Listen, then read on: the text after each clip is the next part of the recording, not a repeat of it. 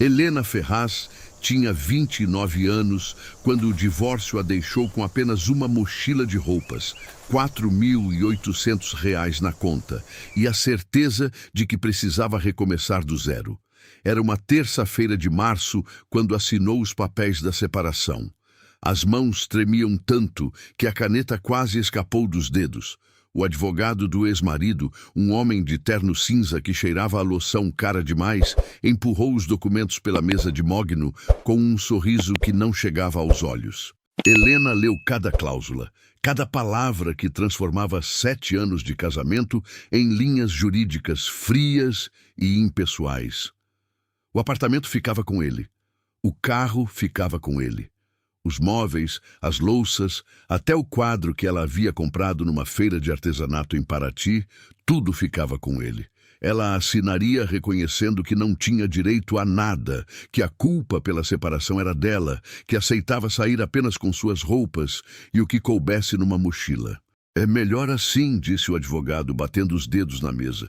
Processos de divisão de bens podem levar anos. A senhora está fazendo a escolha inteligente. Helena não respondeu. Assinou onde mandaram assinar, pegou a mochila azul marinho que estava aos seus pés e saiu do escritório sem olhar para trás. Na rua, o sol de março batia forte e ela ficou parada na calçada por quase 10 minutos, sem saber para onde ir. Pela primeira vez em 7 anos, não tinha um lar para voltar. O ex-marido ficou com um apartamento de 3 quartos no bairro Nobre, com vista para o parque. Ficou com o carro sedã prata que ela havia ajudado a pagar. Ficou até com os móveis que ela mesma havia escolhido, percorrendo lojas aos sábados, imaginando como cada peça se encaixaria na vida que estavam construindo juntos. Agora tudo aquilo pertencia a outra pessoa, a ele e a nova namorada, uma mulher de 24 anos que trabalhava no departamento de marketing da empresa dele. Helena voltou para Campos do Jordão, a cidade onde cresceu, onde passou a infância brincando nas ruas de paralelepípedos, onde teve seu primeiro beijo aos 15 anos embaixo de uma araucária no Parque Capivari. Mas agora a cidade parecia diferente, menor, mais hostil, cheia de olhares de pena. As pessoas que a conheciam desde criança baixavam os olhos quando a viam passar. Dona Beatriz, da padaria, perguntou com voz melosa: "E aí, querida, como você está?" Com aquele tom que deixava claro que já sabia de tudo. Seu João, que vendia jornal na esquina da praça, deu um tapinha no ombro dela e disse: "Vai melhorar, filha, vai melhorar." Mas o jeito como disse parecia mais um consolo para uma doença terminal do que um encorajamento real. Sem emprego fixo, sem referências profissionais recentes, Helena começou a sobreviver fazendo faxinas em pousadas da região. Acordava às 5 da manhã, pegava o ônibus circular que passava pela Vila Abernécia e limpava quartos de turistas que vinham a Campos do Jordão para celebrar aniversários de casamento, luas de mel, fins de semana românticos. Trocava lençóis que ainda cheiravam a perfume e intimidade. Limpava banheiros onde casais haviam tomado banho juntos. Recolhia taças de champanhe vazias e embalagens de chocolate. Cada quarto era uma lembrança do que ela havia perdido. Ganhava R$ 80 por dia quando conseguia trabalho. Às vezes ficava 3, 4 dias sem ser chamada. Nas semanas ruins, quando o turismo esfriava, chegava a passar uma semana inteira sem nenhum centavo entrando. Comia pão com margarina no café da manhã, arroz com ovo no almoço. Às vezes pulava o jantar para economizar. Dormia num quarto alugado nos fundos da casa de Dona Marta, uma senhora de 73 anos que morava sozinha desde que o marido morrera 15 anos atrás. O quarto tinha 6 metros quadrados, uma cama de solteiro com colchão que afundava no meio, um guarda-roupa de compensado com uma das portas emperrada e uma janela pequena que dava para o quintal onde Dona Marta criava galinhas. O banheiro era compartilhado, a água quente funcionava apenas 3 dias por semana. Dona Marta cobrava R$ 300 por mês, um valor muito abaixo do mercado, porque gostava da companhia. À noite, Depois do jantar, ela chamava Helena para tomar chá na cozinha e conversavam sobre a vida, sobre as decepções, sobre como o tempo passa rápido demais e devagar demais ao mesmo tempo. Você vai se reerguer, menina, Dona Marta dizia, segurando a xícara de chá com as duas mãos. Já vi muita mulher caída nesta vida, e as que se levantam, levantam mais forte do que eram antes. Helena queria acreditar. Mas quando deitava naquela cama estreita, olhando para o teto manchado de umidade, ouvindo o som das galinhas ciscando no quintal, sentia que sua vida havia terminado antes mesmo de começar de verdade. Tinha 29 anos e parecia uma velha cansada. Não tinha planos, não tinha sonhos, não tinha nada além da esperança vaga de que amanhã seria minimamente melhor que hoje. Era abril de 2019 e Helena sentia que estava apenas sobrevivendo, não vivendo. Foi numa manhã de sexta-feira, logo depois de terminar a limpeza de uma pousada na Vila Capivari, que ela decidiu caminhar até o mercadinho da Vila Bernécia para comprar pão. O céu estava cinza, ameaçando chuva. O vento frio de outono cortava o rosto. Ela entrou no mercadinho, cumprimentou seu Osvaldo que estava no caixa, pegou um pão francês e foi pagar. Foi quando viu o anúncio, pregado no mural de cortiça ao lado da porta, entre ofertas de emprego de babá e venda de cachorros filhotes. Era uma folha de papel sulfite amarelada, impressa em preto e branco, com letras grandes e irregulares. Fazenda em leilão emergencial. Lance mínimo, R$ 1.000. Aceita-se qualquer oferta. Interessados procurar o cartório do segundo ofício. Embaixo, em letras menores, o endereço. Fazenda Santo Antônio, Estrada Velha de Pindamonhangaba, quilômetro 18. Helena conhecia o lugar. Conhecia muito bem. Tinha passado ali de carro dezenas de vezes na adolescência, quando pegava carona com as amigas para ir ao cinema na cidade vizinha. A Fazenda Santo Antônio era um marco na estrada. Impossível de não notar. Um portão de madeira enorme, pintado de verde musgo, sempre caindo aos pedaços. Uma entrada de terra batida que sumia entre o mato. Uma placa de metal enferrujada com o nome da fazenda, pendurada torta em uma das colunas do portão. E nada mais. Só abandono, só silêncio, só a sensação de que ali dentro o tempo havia parado décadas atrás. Segundo os boatos da cidade, o último dono havia falido nos anos 90. Um homem solitário, meio excêntrico, que ninguém conhecia direito. Diziam que ele havia tentado algum tipo de negócio agrícola que não deu certo. Outros diziam que ele era um cientista louco que fazia experimentos estranhos. As histórias variavam dependendo de quem contava, mas todas terminavam do mesmo jeito. Ele perdeu tudo, abandonou a fazenda e sumiu sem deixar rastro. Alguns juravam que ele havia se matado, outros diziam que ele fugiu para o Paraguai. Ninguém sabia ao certo. A propriedade estava em inventário judicial há 15 anos, acumulando dívidas de IPTU que já superavam R$ 180 mil. O município queria se livrar daquilo de qualquer jeito. Já tinha tentado leiloar 3 vezes antes, mas ninguém se interessava.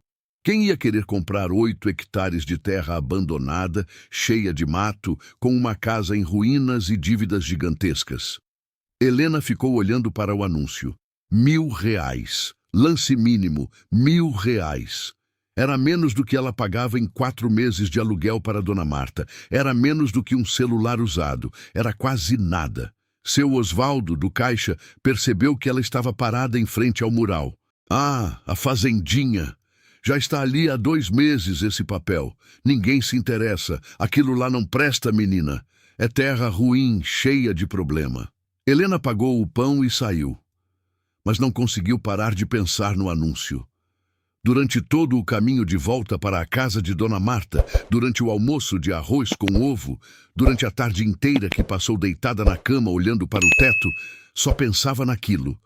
Uma fazenda, 8 hectares de terra, por R$ 1.000. No dia seguinte, sábado, ela foi ao banco e verificou o saldo da conta. Tinha R$ 4.800. Era tudo que tinha no mundo.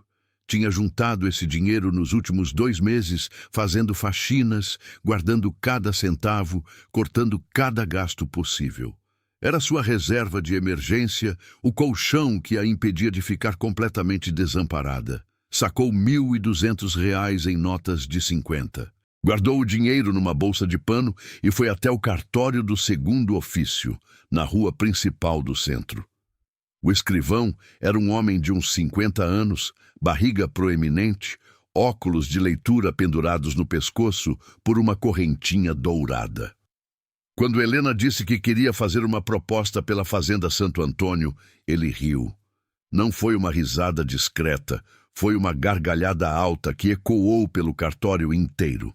"Moça", ele disse, tirando os óculos e limpando as lentes com a camisa, "aquilo ali não vale nem a viagem de táxi. Tem cobra, tem mato de 3 metros, a casa principal desabou, os poços estão secos há 20 anos. Você vai jogar dinheiro fora. Olha, vou te dar um conselho de graça. Pega esses R$ 1.000 e compra alguma coisa útil, um curso profissionalizante, sei lá, mas não joga dinheiro naquela terra amaldiçoada." "Mesmo assim", Helena disse, a voz firme, "quero fazer a proposta." O escrivão deu de ombros. "Tudo bem, você é maior de idade, o dinheiro é seu, mas não diga que não avisei." Ele pegou um formulário amarelado, preencheu os campos à mão, carimbou, pediu para Helena assinar em 3 lugares diferentes.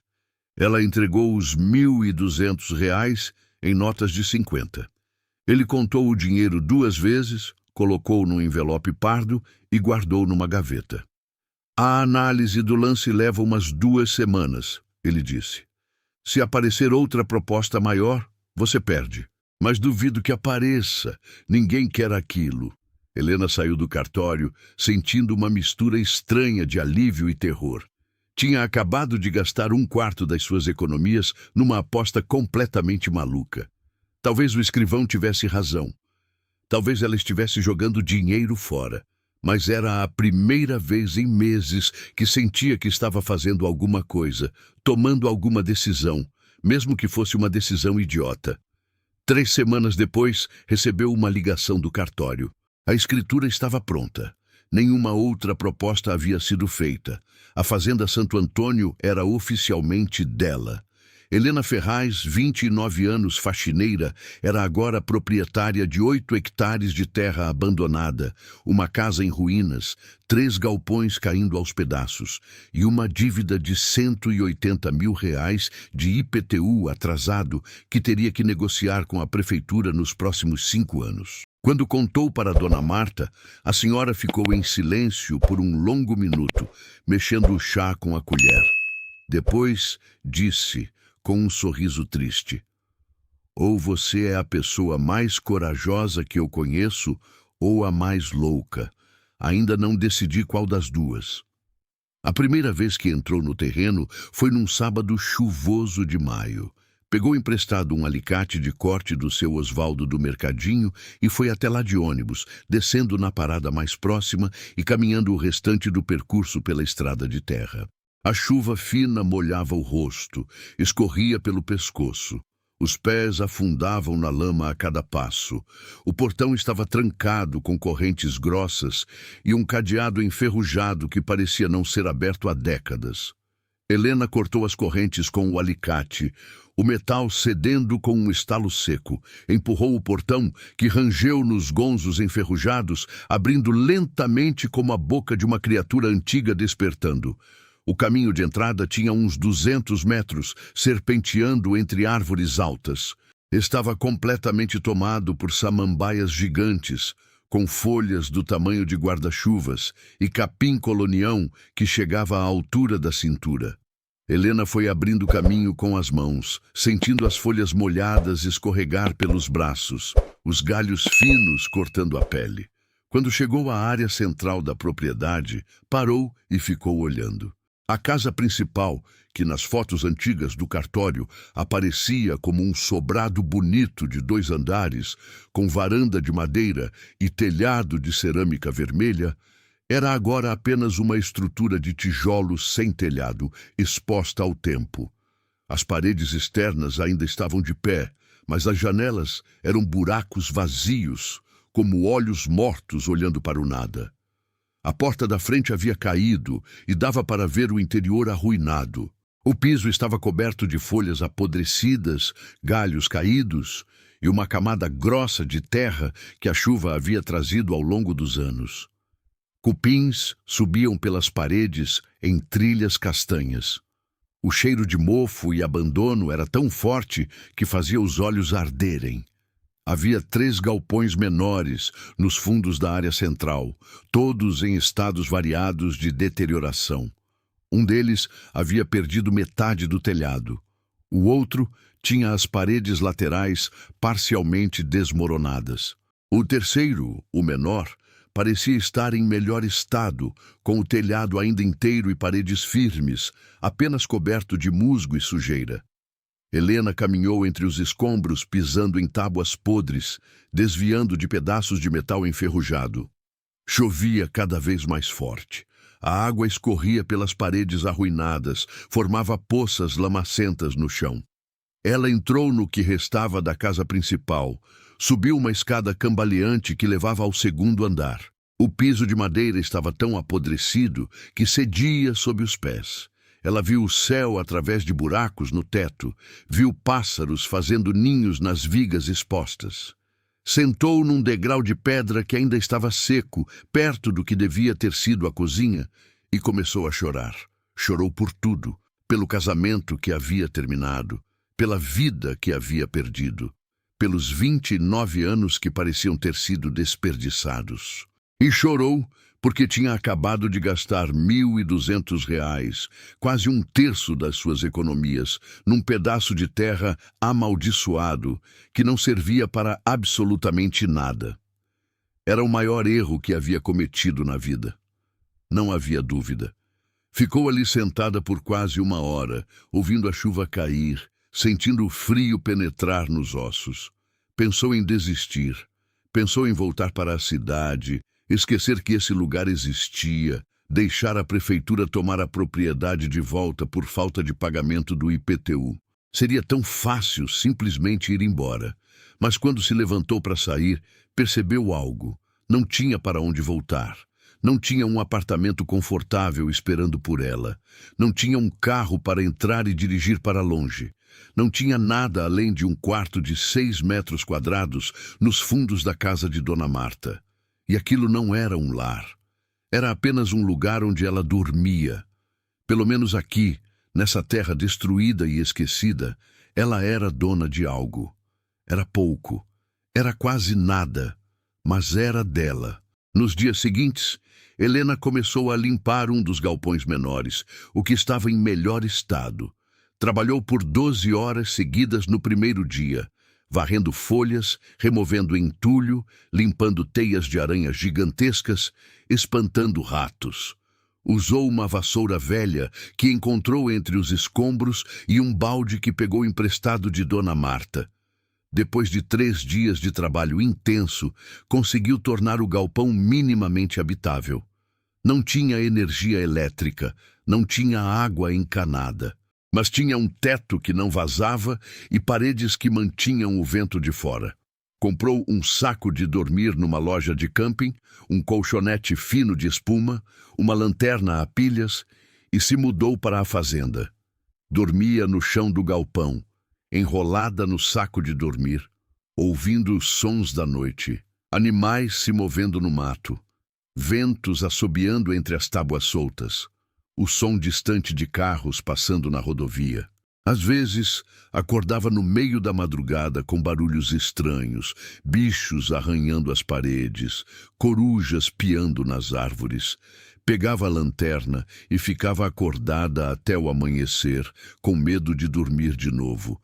Comia pão com margarina no café da manhã. À tarde, Caminhava até a nascente que havia descoberto a 200 metros da casa, enchia baldes de água e carregava de volta. Tomava banho de caneca, usando uma bacia de plástico, a água tão fria que fazia a pele arrepiar e os dentes baterem. Pensou em desistir pelo menos 15 vezes na primeira semana. Toda manhã acordava e se perguntava por que estava fazendo aquilo. Por que não voltava para a cidade, alugava um quarto decente, procurava um emprego de verdade, vivia uma vida normal como todo mundo. Mas toda vez que pensava em desistir, lembrava do apartamento que havia perdido, do carro que não era mais seu, dos móveis que outra pessoa usava agora. Lembrava da sensação de não ter nada, de ser ninguém, de viver na casa de outra pessoa, dormindo num quarto que não era seu, comendo numa cozinha que não era sua. Aqui, pelo menos, estava em casa, mesmo que fosse uma casa arruinada, sem telhado, sem água, sem luz. Era dela. Foi no 12º dia, numa tarde de sol forte, que a vida de Helena mudou para sempre. Ela havia decidido tentar plantar algumas verduras perto dos fundos da casa principal. Não entendia nada de agricultura, mas tinha comprado um pacote de sementes de alface no mercadinho e pensou que pelo menos poderia tentar. Seria uma forma de ter comida fresca, de economizar alguns reais, de fazer alguma coisa útil com aquela terra. Começou a capinar uma área de uns 3 metros quadrados, removendo o mato alto com uma enxada velha que havia encontrado num dos galpões. O sol batia forte nas costas. O suor escorria pelo rosto. As mãos formavam bolhas por causa do cabo de madeira áspero da enxada. Foi quando a lâmina da enxada bateu em algo duro. Um som metálico, seco. Não era pedra, era algo artificial. Helena parou, enxugou o suor da testa e olhou para o chão. Cavou um pouco mais com as mãos, removendo terra, e viu concreto, uma superfície lisa, cinza, enterrada. Cavou mais. A superfície de concreto continuava. Não era apenas uma pedra ou um resto de fundação. Era uma laje grande, regular, perfeitamente quadrada. Gastou 2 horas removendo terra, usando a enxada, usando as mãos, até conseguir expor a laje inteira.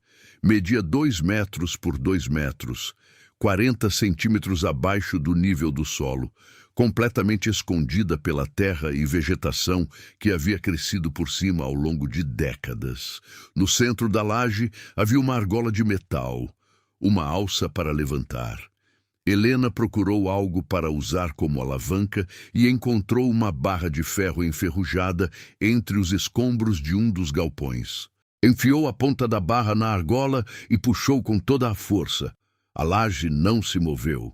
Tentou de novo e de novo. Na 5ª tentativa, com as mãos sangrando, os músculos dos braços queimando, a laje se moveu 1 centímetro. Depois 2, depois 5. Fez mais força. A laje se levantou de repente, escorregou para o lado, revelando um buraco negro, uma escada de metal descendo para a escuridão. Helena ficou ali parada, ofegante, olhando para aquela abertura. Um porão.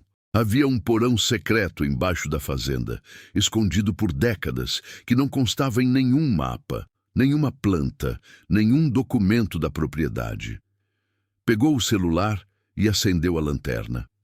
Desceu os 12 degraus de metal que rangiam sob os pés. O ar lá embaixo era fresco, úmido, com cheiro de terra e algo mais, algo orgânico. Quando a luz do celular iluminou o espaço, Helena parou de respirar. O porão tinha 6 metros de largura por 15 de comprimento. As paredes eram de concreto armado, o teto reforçado com vigas de aço, e dentro dele, organizadas em fileiras perfeitas, estavam 847 mudas de orquídeas raras em diferentes estágios de crescimento. Orquídeas, centenas e centenas de orquídeas, em vasos de fibra de coco, organizadas em prateleiras de metal, com etiquetas pequenas em cada vaso, escritas à mão, indicando espécie, data de plantio, cruzamentos, e estavam vivas, saudáveis. Algumas até floridas, com pétalas roxas, brancas, amarelas, rosas, mesmo no escuro, mesmo depois de tanto tempo abandonadas. Helena iluminou o teto e viu o porquê. Havia lâmpadas de LED de crescimento instaladas em fileiras, conectadas a painéis solares. Os mesmos painéis que ela havia visto no telhado de um dos galpões e pensado estarem quebrados. Eles não estavam quebrados. Estavam funcionando perfeitamente, alimentando o sistema de iluminação do porão. Havia também um sistema de irrigação por gotejamento, com tubos finos levando água até cada vaso. A água vinha de um reservatório conectado a canos que captavam água da chuva, ocultos sob a terra. O sistema inteiro havia sido projetado para funcionar sozinho, indefinidamente, sem precisar de intervenção humana. E estava funcionando há mais de 20 anos. No canto do porão, sobre uma prateleira de metal, havia uma caixa de acrílico lacrada. Dentro dela, protegido da umidade, estava um caderno de capa dura de couro marrom. Helena abriu a caixa com mãos trêmulas. Pegou o caderno. Na primeira página, escrito com letra caprichada em tinta azul, Diário de Cultivo, Leonel Augusto Vargas, iniciado em janeiro de 1977. Leonel Augusto Vargas, o último dono da fazenda, o homem que havia desaparecido. Helena sentou no chão frio do porão e começou a ler. Leonel não era um fazendeiro comum, era um botânico, formado pela Universidade de São Paulo, especializado em orquídeas. Havia passado 10 anos trabalhando em institutos de pesquisa antes de herdar a Fazenda Santo Antônio, de um tio distante, em 1976. Decidiu transformar a propriedade num laboratório particular, longe dos olhos de competidores e empresas que poderiam roubar suas pesquisas. Durante 20 anos, de 1977 até 1997, Leonel trabalhou obsessivamente no desenvolvimento de espécies híbridas raras de orquídeas. Cruzava Cattleya labiata com Sophronitis coccinea. Testava combinações que a literatura científica dizia serem impossíveis. Anotava cada experimento, cada falha, cada sucesso. As páginas do diário eram cheias de desenhos técnicos, gráficos de crescimento, tabelas de polinização. Mas também havia anotações pessoais. Leonel escrevia sobre a solidão, sobre como a obsessão pelo trabalho o havia afastado de amigos e família, sobre como as orquídeas eram sua única companhia, sua única razão de viver. Em 1995, depois de 18 anos de tentativas, ele finalmente conseguiu. Criou uma variedade de orquídea absolutamente única. Uma Cattleya híbrida com pétalas roxas metálicas que refletiam a luz como se fossem feitas de metal polido. Era uma coloração que não existia na natureza, resultado de uma mutação genética estabilizada através de cruzamentos cuidadosos ao longo de 12 gerações. Leonel estava certo de que havia criado algo revolucionário.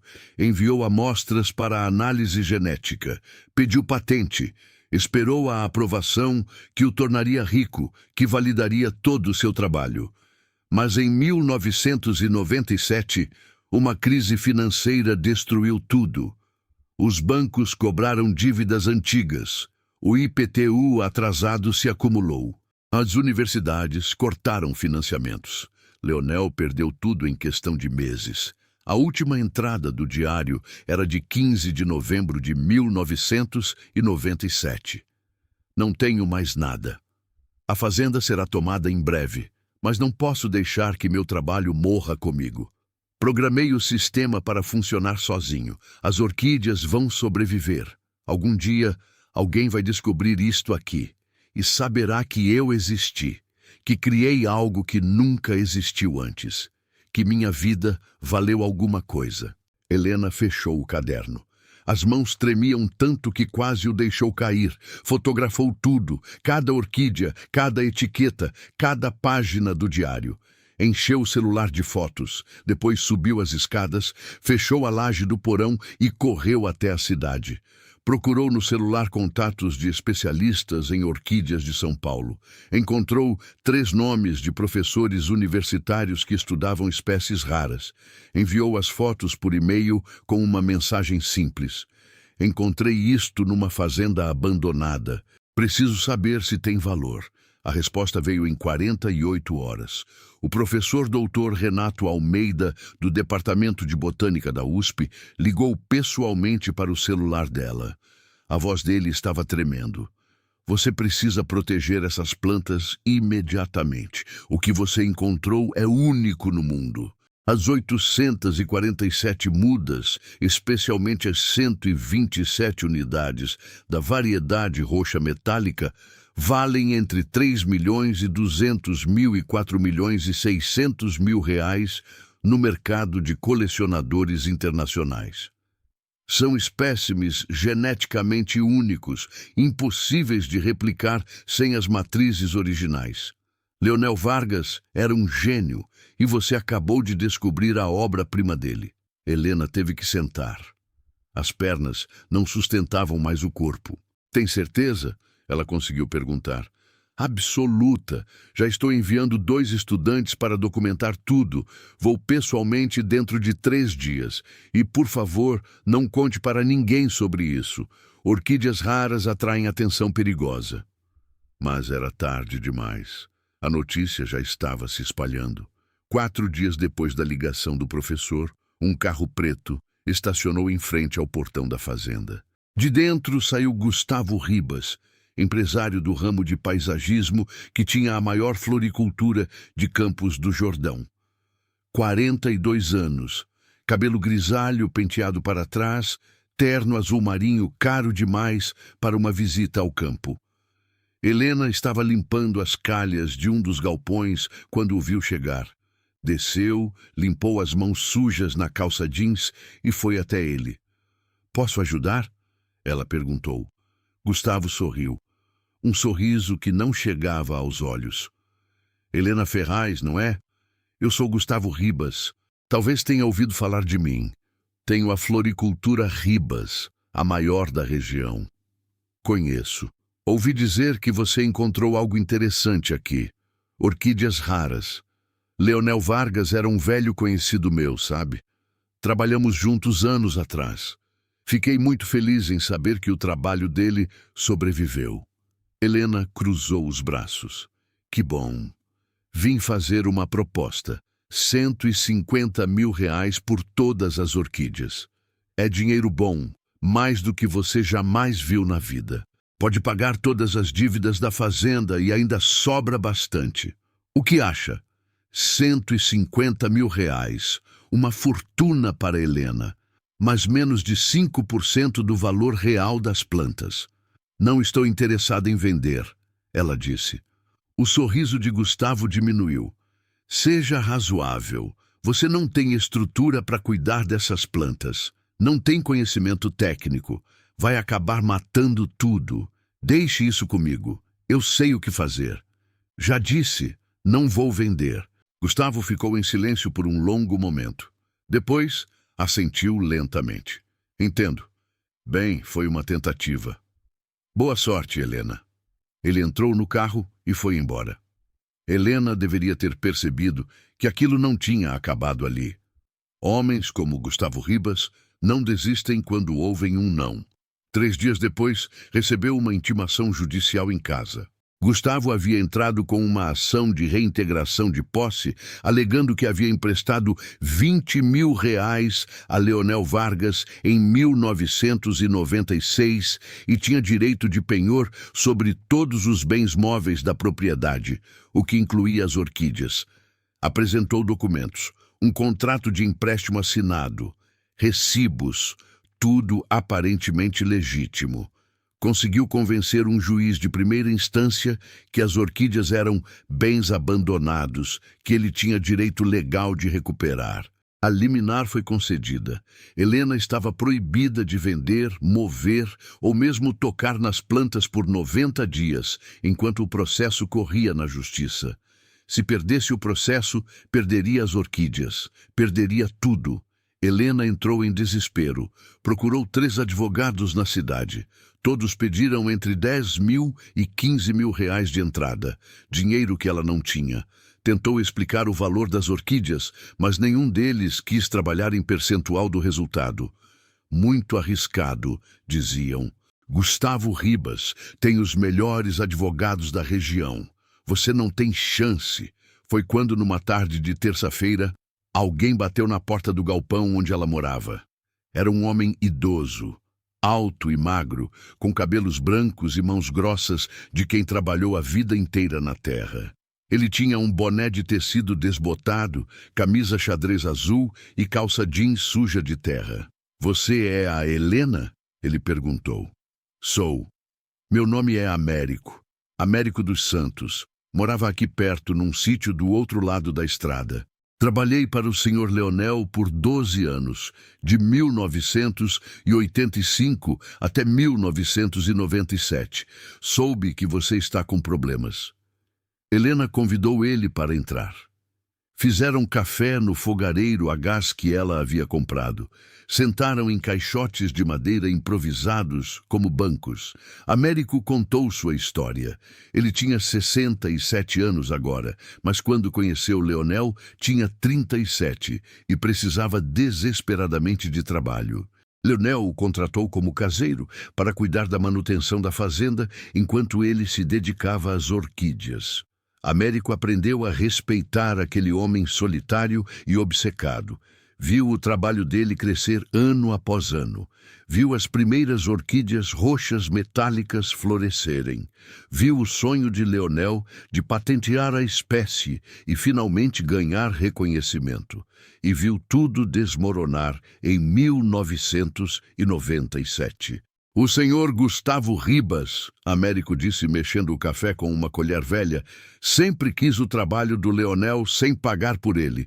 Tentou comprar a fazenda em 1997, quando o Leonel estava desesperado, ofereceu 20 mil reais por tudo. 20 mil, por 8 hectares de terra e anos de pesquisa. O Leonel recusou. Disse que preferia perder tudo do que vender para aquele homem. Então Gustavo nunca emprestou dinheiro para Leonel? Nunca. Isso é mentira. Eu estava lá. Eu vi tudo e tenho provas. Américo abriu uma sacola de pano que havia trazido. Dentro estavam documentos antigos, recibos, cartas e 3 fitas cassete. Gravações de conversas. O Leonel tinha mania de gravar as conversas de negócios dele. Dizia que não confiava em ninguém. Nestas fitas tem conversas dele com o Gustavo. Dá para ouvir o Gustavo tentando comprar a fazenda barato, sendo recusado, ameaçando o Leonel. Não tem nenhum empréstimo, só tentativa de roubo. Helena pegou as fitas com mãos trêmulas. Por que você está fazendo isso? Américo olhou para ela com olhos cansados, mas gentis. Porque o Sr. Leonel era um homem bom que foi destruído pela ganância dos outros. Porque passei 12 anos cuidando deste lugar e vendo o trabalho dele. E porque não vou deixar o Gustavo Ribas roubar de você o que ele tentou roubar do Leonel. Já basta. Com essas provas, Helena procurou a advogada mais jovem de Campos do Jordão. Doutora Fernanda, recém-formada, com um escritório minúsculo de 2 cômodos e nenhum cliente importante. Quando Helena apareceu com as fitas e os documentos, Fernanda ouviu tudo e aceitou trabalhar em percentual do resultado. 20% de qualquer acordo ou venda futura. Apresentaram as provas ao juiz. As gravações foram periciadas. A voz de Leonel, de Gustavo, tudo autenticado. Os documentos de empréstimo apresentados por Gustavo foram analisados e revelados como falsificações. A assinatura de Leonel era falsa. Os recibos eram forjados. A liminar foi derrubada em 35 dias. O juiz abriu investigação criminal contra Gustavo Ribas por falsificação ideológica e tentativa de fraude processual. Gustavo teve que pagar 80 mil reais em custas processuais. Perdeu contratos com a prefeitura que valia centenas de milhares por ano. A reputação dele na cidade nunca se recuperou. 6 meses depois, fechou a floricultura e se mudou para São Paulo. Helena estava livre. As orquídeas eram dela, oficialmente, legalmente, sem mais ameaças. Começou a vender as mudas menos raras primeiro. Através de contatos do professor Renato, encontrou colecionadores em São Paulo, Rio de Janeiro, Curitiba. Vendia cada muda por valores entre R$ 2.000 e R$ 808.000, dependendo da espécie e raridade. Nos primeiros 6 meses, vendeu 340 mudas. Manteve as matrizes mais valiosas, especialmente as roxas metálicas, para a reprodução futura. Com R$ 1.900.000 em mãos, contratou Américo como caseiro fixo, com salário de R$ 3.000 por mês. Contratou também 2 arquitetos especializados em construção sustentável e um engenheiro agrônomo. Juntos, desenvolveram um plano de transformar a Fazenda Santo Antônio num orquidário boutique. A casa principal foi reconstruída com madeira de demolição certificada, respeitando a estrutura original, mas modernizando com vidros temperados, criando estufas anexas onde as orquídeas ficavam expostas em condições controladas de temperatura e umidade. O porão secreto foi mantido exatamente como Helena o havia encontrado, mas com acesso controlado, transformado em parte de um tour educativo. Visitantes podiam descer e ver onde tudo havia começado. O sistema original de Leonel ainda funcionando, preservado como um museu vivo. Os galpões foram reformados. Um virou loja de mudas. Outro virou laboratório de reprodução. O terceiro virou café para visitantes. A fazenda abriu para visitação pública em janeiro de 2021. Cobrava R$ 50 por pessoa para o tour completo, que incluía caminhada pelos jardins de orquídeas, visita ao porão secreto, explicação sobre o trabalho de Leonel e café com bolo caseiro no final. Nos primeiros 6 meses, recebeu mais de 1.200 visitantes. Críticas excelentes em blogs de turismo. Matéria na revista Veja sobre A Fazenda das Orquídeas Raras. Um documentário curto para o canal Globo News. Helena começou a exportar mudas legalmente para a Europa e Japão. Obteve todas as licenças necessárias. Trabalhou com uma empresa especializada em logística de plantas vivas. Vendia para colecionadores particulares, jardins botânicos, universidades. As orquídeas roxas metálicas se tornaram famosas no mundo todo. Apenas 127 existiam, todas descendentes das matrizes originais de Leonel. Helena vendia no máximo 10 mudas por ano, por valores entre R$ 40.000 e R$ 100.000 cada, dependendo do tamanho e idade da planta. Estabeleceu parceria com a USP para um programa de iniciação científica. Estudantes de botânica faziam estágio de 6 meses na fazenda, aprendendo técnicas de cultivo, participando de pesquisas sobre genética de orquídeas. E criou o projeto que mais a orgulhava. Todo semestre, selecionava 10 mulheres em situação de vulnerabilidade, mulheres que haviam perdido tudo, como ela mesma havia perdido, e oferecia curso gratuito de 3 meses sobre cultivo de orquídeas.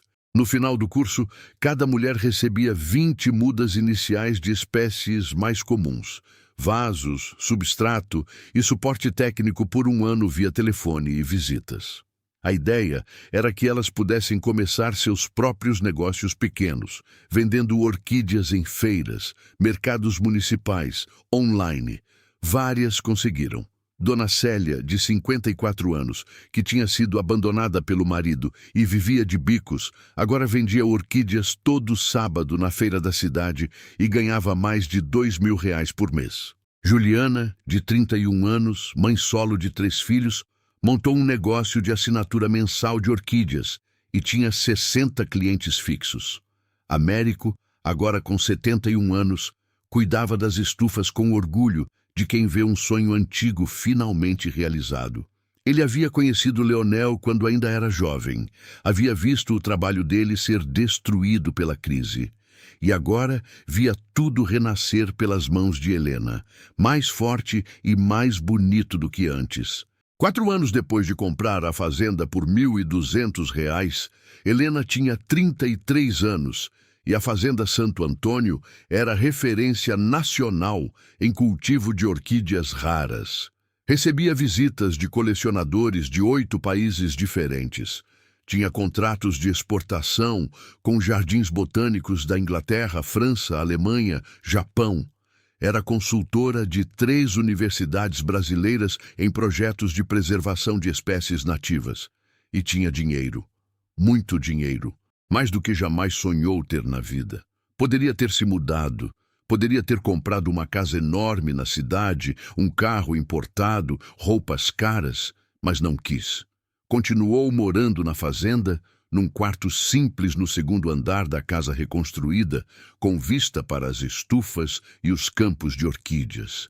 Seu quarto tinha uma cama de casal com lençóis brancos simples, uma escrivaninha de madeira onde mantinha o diário de Leonel numa redoma de vidro e uma poltrona velha perto da janela onde lia à noite. Nas paredes, fotos emolduradas. A primeira foto que tirou do porão secreto. Uma foto com Américo no dia da inauguração oficial da fazenda. Uma foto das primeiras alunas do projeto social segurando suas mudas iniciais, sorrindo. E uma foto antiga que ela havia encontrado entre os pertences de Leonel. Ele jovem, talvez com 30 anos, segurando uma orquídea, sorrindo para a câmera. Era a única foto dele que existia.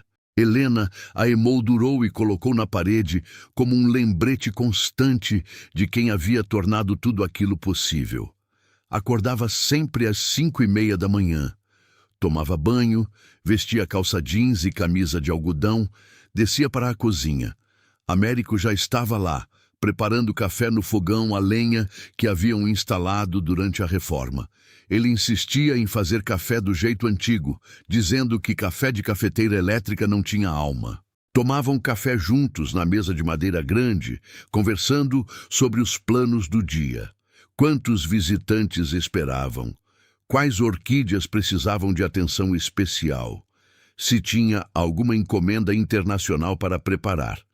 Depois do café, Helena caminhava entre as plantas, verificava cada uma pessoalmente. Tocava as folhas, verificava as raízes, procurava sinais de pragas ou doenças. Conhecia cada orquídea pelo nome. As mais antigas, as que estavam no porão quando ela descobriu, ela tratava com carinho especial. Eram as sobreviventes, as testemunhas silenciosas de tudo o que havia acontecido. Nas manhãs de domingo, antes da fazenda abrir para visitantes às 10 horas, Helena fazia um ritual que nunca pulou, nem uma única vez em 4 anos. Descia sozinha até o porão secreto, seus pés conhecendo de cor cada um dos 12 degraus de metal. Acendia as luzes com o mesmo interruptor que Leonel havia instalado décadas atrás e caminhava lentamente entre as fileiras de orquídeas roxas metálicas que continuavam florescendo, geração após geração, exatamente como Leonel havia planejado. O porão ainda cheirava a terra úmida e flores. O sistema de irrigação ainda fazia o mesmo som rítmico de água pingando. As lâmpadas LED ainda brilhavam com a mesma intensidade, alimentadas pelos painéis solares que nunca pararam de funcionar. Helena tocava as pétalas com delicadeza, sentindo a textura aveludada, observando o brilho metálico que refletia a luz das lâmpadas LED em tons de roxo profundo e prateado. Cada flor era uma obra de arte. Cada pétala era o resultado de 20 anos de trabalho obsessivo de um homem que morreu achando que havia falhado. E pensava muito. Pensava em Leonel Vargas, que morreu sem saber que seu trabalho sobreviveria, que criou algo único no mundo e não viveu para ver o reconhecimento, que morreu sozinho, falido, achando que tinha falhado. Helena havia pesquisado sobre ele depois de encontrar o porão. Descobriu que ele morreu em 2003, aos 67 anos, num hospital público em Taubaté de insuficiência cardíaca. Morreu sem família, sem amigos, sem ninguém ao lado. Foi enterrado no cemitério municipal em uma sepultura sem nome, apenas um número. Quando descobriu isso, Helena chorou. Chorou pela injustiça de um homem tão brilhante morrer sem reconhecimento. Chorou porque ele nunca saberia que suas orquídeas continuaram vivas, que seu sistema funcionou perfeitamente por 22 anos, que alguém encontraria seu trabalho e o honraria. Ela mandou fazer uma lápide nova para a sepultura dele. Mármore branco, com o nome completo gravado em letras douradas. Leonel Augusto Vargas, botânico, criador das orquídeas roxas metálicas. Seu trabalho sobreviveu. Sua memória é eterna. Visitava o túmulo dele todo dia 15 de novembro, aniversário da última entrada no diário. Levava uma orquídea roxa metálica em um vaso pequeno e deixava sobre a lápide. Pensava em todas as pessoas que riram quando ela comprou aquela terra por R$1.000. O escrivão do cartório, que disse que ela estava jogando dinheiro fora, agora sempre a cumprimentava com respeito exagerado quando a via na rua, como se nunca tivesse duvidado dela. Seu Osvaldo do mercadinho, que a alertou que aquilo não prestava, agora contava para todos os turistas que ele conhecia a Helena desde sempre, que sabia que ela ia dar certo, como se tivesse acreditado nela desde o início. Os vizinhos de Dona Marta, que cochichavam quando ela passava na rua, chamando-a de coitada e desesperada, agora sorriam largamente e perguntavam como estava o negócio, se estava precisando de funcionários, se podia dar uma palavrinha para arranjar emprego para um sobrinho. Helena não sentia raiva dessas pessoas. Sentia pena, porque elas nunca entenderiam o que é ter coragem de apostar em si mesma quando todo mundo diz que você está errada. Nunca entenderiam o que é cavar a própria terra com as próprias mãos, literalmente, e encontrar algo que mudaria tudo. Mas havia pessoas que sempre acreditaram nela. Dona Marta, que chorou de alegria quando Helena contou sobre as orquídeas, que foi uma das primeiras visitantes do orquidário quando ele abriu, que agora vinha todo domingo tomar café com ela e Américo. Doutora Fernanda, a advogada jovem que aceitou o caso quando ninguém mais quis, que agora era sócia minoritária de Helena em novos projetos de expansão. E Américo, é claro. Américo, que arriscou tudo ao entregar as provas contra Gustavo Ribas, que poderia ter sido processado, ameaçado, mas fez porque acreditava que era o certo. Pensava no dia em que entrou pela primeira vez no terreno abandonado, naquele sábado chuvoso de maio, cortando correntes enferrujadas, caminhando entre samambaias gigantes. Lembrava perfeitamente da sensação quando viu a casa em ruínas. O aperto no peito, a vontade de vomitar, o medo absoluto de ter cometido um erro irreparável. Lembrava de sentar nos degraus de pedra arruinados, com a chuva caindo ao redor, e chorar até não ter mais lágrimas, até a garganta doer, até o corpo tremer de soluços. Naquele momento, ela tinha certeza absoluta de que havia perdido tudo. Os R$1.200, a chance de recomeçar, a esperança de construir algo novo. Parecia o fim, mas não foi. Foi apenas o começo. E isso era o que mais a impressionava quando olhava para trás. Como os piores momentos da vida, os momentos onde tudo parece perdido, podem ser exatamente os momentos que antecedem as maiores transformações. Como a dor pode ser o prelúdio da cura, como o fundo do poço pode ser o lugar onde você finalmente encontra chão firme para empurrar e subir. E pensava em como ela estava errada, porque aquele não foi um erro, foi a melhor decisão que já tomou. Às vezes, quando estava sozinha no porão aos domingos de manhã, antes dos visitantes chegarem, Helena falava com Leonel em voz alta.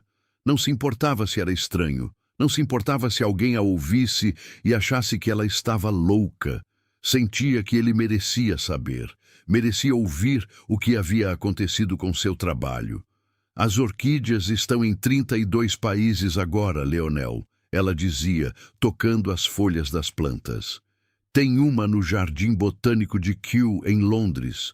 3 na Universidade de Tóquio. 2 no Instituto de Botânica de Paris. E todas vieram daqui. Todas nasceram das suas matrizes. Caminhava entre as fileiras verificando cada planta. A variedade roxa metálica tem nome oficial agora. Cattleya vargasii. Colocaram seu nome nela. Foi aprovado pela Royal Horticultural Society no ano passado. É reconhecida internacionalmente como uma espécie híbrida estável, única no mundo. Você conseguiu, Leonel. Você criou algo que nunca existiu antes. Sentava no chão frio do concreto, encostava as costas na parede. Eu li seu diário inteiro, 3 vezes. Sei sobre todas as tentativas falhadas. Sei sobre os experimentos que não deram certo. Sei sobre a solidão, sobre como você se sentia incompreendido, sobre como achava que ninguém jamais reconheceria seu trabalho. A voz dela ficava mais suave, mais emocionada. Mas você estava errado sobre uma coisa. Você não falhou. Você nunca falhou. Você plantou sementes que levariam décadas para florescer, mas floriram e vão continuar florescendo por gerações. Limpava as lágrimas que sempre vinham nessa parte. Eu prometo que vou cuidar disso pelo resto da minha vida. Vou garantir que seu nome seja lembrado, que seu trabalho seja respeitado, que cada pessoa que entrar neste porão saiba quem foi Leonel Augusto Vargas e o que ele criou. E quero que saiba uma coisa. Helena tocava a terra ao redor das orquídeas, sentindo a umidade, a textura. Você salvou minha vida também. Quando encontrei este porão, eu não tinha nada. Estava quebrada, sozinha, achando que nunca mais seria ninguém. E você me deu um propósito, me deu uma razão para acordar de manhã, me deu esperança. Então, obrigada, Leonel. Obrigada por não desistir. Obrigada por deixar isso aqui funcionando, mesmo quando achou que ninguém jamais encontraria. Porque alguém encontrou. E essa pessoa vai honrar seu trabalho até o fim. Helena tinha razão quando lembrou do que Dona Marta dissera certa vez, naquelas noites de chá na cozinha, quando ela ainda morava nos fundos da casa. Que os lugares mais abandonados são exatamente aqueles onde a vida insiste em brotar, escondida, esperando apenas que alguém com coragem suficiente se ajoelhe na terra e comece a cavar. E não era apenas sobre lugares, era sobre pessoas também. Helena estava abandonada quando comprou aquela fazenda. Abandonada pelo ex-marido, pela vida que havia construído, pelos sonhos que teve. Estava quebrada, sem rumo, achando que não tinha mais nada a oferecer ao mundo. Mas a vida brotou nela também. Devagar, como uma orquídea que leva meses para florescer.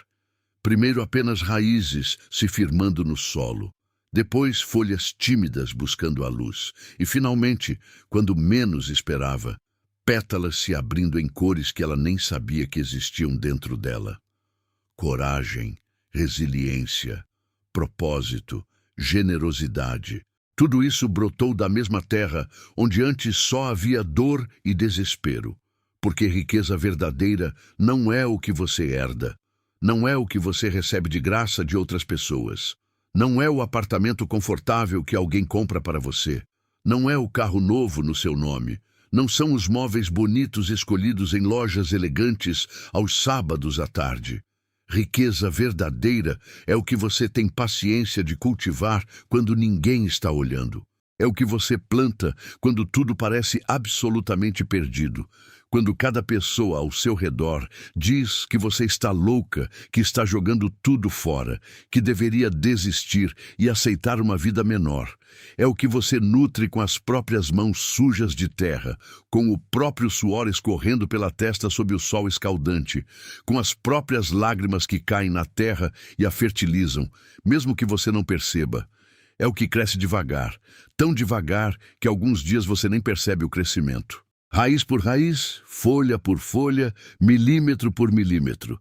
É acordar todo dia e regar e cuidar e proteger, mesmo quando parece que nada está mudando, que todo o esforço é em vão. É continuar cavando mesmo quando a enxada bate em pedras. É continuar acreditando mesmo quando todos dizem que não há nada enterrado ali, que você está perdendo seu tempo, que deveria parar e fazer algo mais sensato. É a coragem de ficar de pé, no meio de uma tempestade, segurando uma muda frágil nas mãos e dizer: isso aqui vai sobreviver, eu vou fazer sobreviver. E quando finalmente floresce, quando as pétalas se abrem depois de meses ou anos de cuidado paciente, quando a cor surge e reflete a luz em tons que você nunca imaginou possíveis, você percebe que valeu a pena. Valeu cada gota de dor. Valeu cada momento de dúvida. Valeu cada noite que você ficou acordada pensando em desistir, mas não desistiu. Porque você não herdou nada. Você criou tudo. Você pegou terra árida, mãos vazias, coração partido e transformou em algo vivo, algo belo, algo que vai durar muito mais tempo do que você. E isso, essa capacidade de criar vida onde havia apenas morte, de fazer florescer onde havia apenas abandono, de encontrar propósito onde havia apenas desespero, isso ninguém jamais poderá tirar de você. Isso é verdadeiramente seu, para sempre. Helena subia as escadas do porão, fechava a tampa da laje atrás de si e caminhava de volta para a casa. O sol já estava alto. Américo estaria preparando os últimos detalhes para receber os visitantes. As estufas estariam aquecidas à temperatura perfeita. As orquídeas estariam esperando para mostrar suas cores ao mundo. E ela estava pronta, pronta para contar a história de novo. A história de Leonel, que nunca desistiu mesmo quando tudo estava perdido.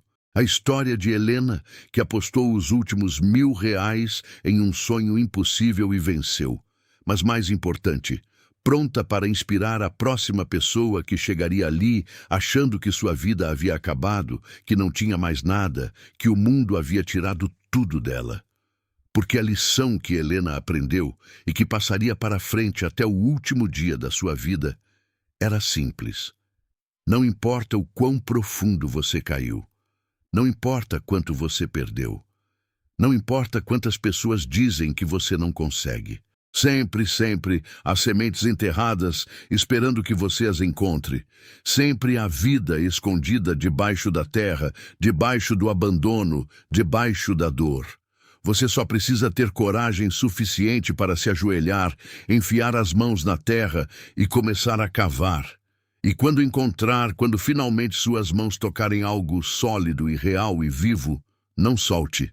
Segure firme. Cuide com tudo que você tem. Porque pode ser a orquídea roxa metálica que vai mudar não só a sua vida, mas a vida de milhares de outras pessoas que você nem conhece ainda. Pode ser a flor que estava esperando décadas para que alguém como você a encontrasse e a fizesse florescer de novo.